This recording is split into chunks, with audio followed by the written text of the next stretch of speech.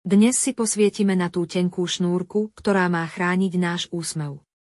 Je zubná niť naozaj taká dôležitá, ako sa celé 10 ročia hovorí? Ako používať zubnú niť?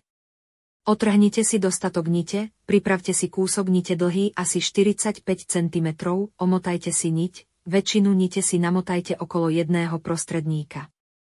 Zvyšnú niť si namotajte okolo prostredníka druhej ruky. Na tento prst budete postupne navíjať použitú niť.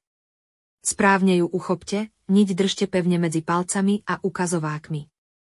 Medzi prstami nechajte voľný kúsok nite dlhý asi 2 až 5 cm, s ktorým budete pracovať. Zavete niť pomalým jemným, pílivým, alebo cikcak pohybom niť zavete medzi zuby.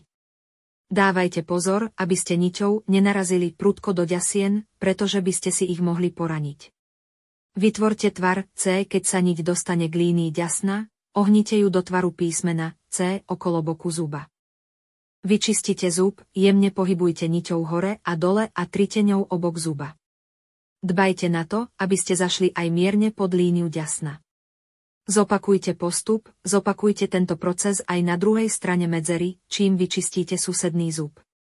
Použite čistú časť nite, pri prechode k ďalšiemu zubu si odvinte čistý kúsok nite z jedného prsta a použitú časť navinte na druhý prst. Nezabudnite na zadné zuby. Nezabudnite vyčistiť aj zadnú stranu posledných zubov, a to na hornej aj dolnej čeľusti.